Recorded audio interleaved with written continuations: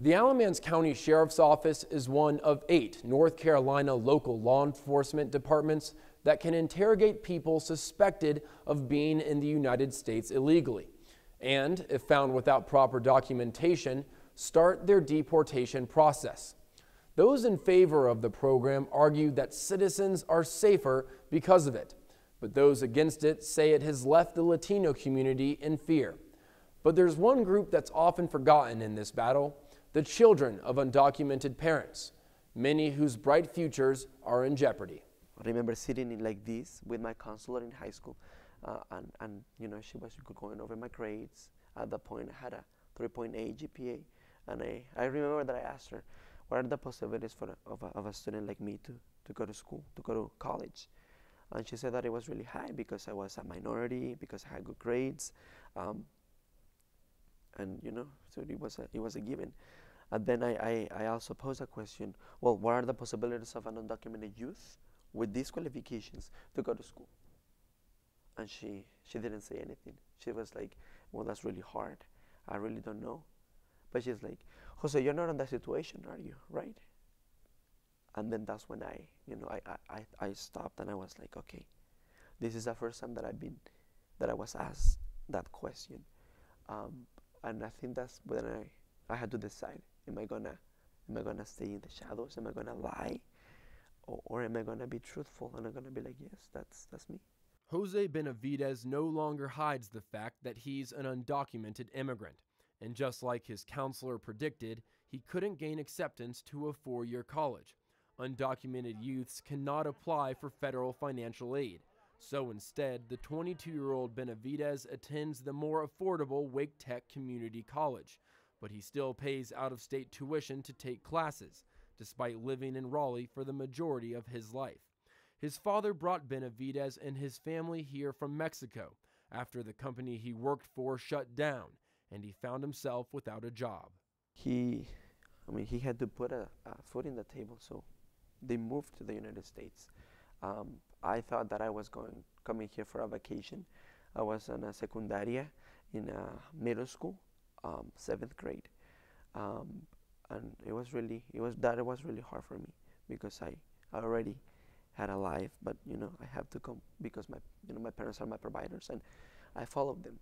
Marty Rosenbluth is an immigration attorney in Raleigh. He represents immigrants who are facing deportation. Most of my clients, the only thing that they're guilty of is trying to build better lives for their families. He believes many are unlawfully targeted by local law enforcement, like Alamance County Sheriff's Office and Sheriff Terry Johnson, whose office is currently under investigation by the Department of Justice for discriminatory policing. Does your department racially profile? Absolutely not. I've been an officer for 40 years. I know what profiling is. My people know what profiling is.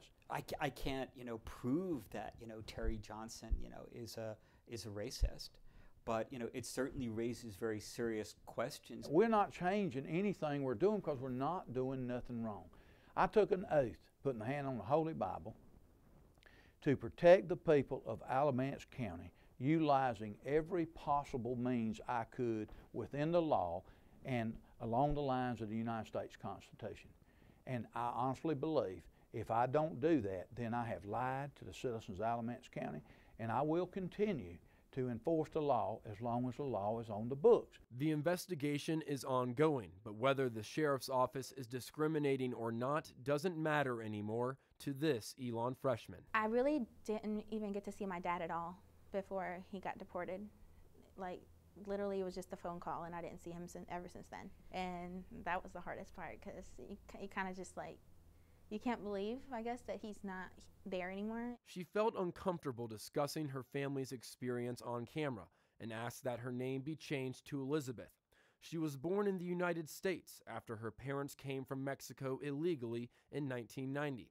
But 19 years later, her father was deported for a nonviolent crime when she was a sophomore at Cummings High School in Alamance County.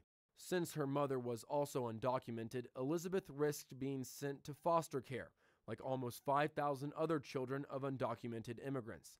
But instead, she went to live with her aunt and uncle, also in Alamance County, after her family decided to follow her father back to Mexico a year later. There's definitely nothing I ever expected. Like the first year was actually it was the hardest, just because like it literally felt like it's not that your family doesn't want to be there with you, it's just more so that your family got yanked away from you, and that's what hurts the most. Did school get harder for you when all of this was going on and you had all of these other, just so much more important things on your plate? I can honestly say that when I was in school, even though that stuff happened, my grades stayed the same. I tried not to let that hinder my my studies, and especially because I know that what my dad did, and my mom, of coming here to the United States was for giving us a better future. And if I don't take advantage of that, then everything they lived and everything they came for would be thrown away. Elizabeth made the most of her parents' sacrifice, earning salutatorian and filling out an impressive resume for colleges. Her family was one of 9.5 million living as a mixed-status household in the United States. But since her parents were now living in Mexico, some colleges questioned the status of her citizenship. I mean, it's really hard to explain, especially if there's nowhere to explain. Like, there's nowhere to explain on an application, you know? Like, you can't just attach a sheet and be like, oh, well, this is what happened, you know? Like, yeah. That's not a short essay that you can write for applying to college. And that's that's really what helped me here at Elon, because it gave me a chance to explain.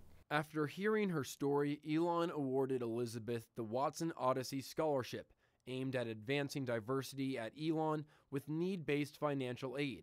Her father is now making $10 a day as a security guard as her family rebuilds their life back in Mexico. Would you consider your family an American family?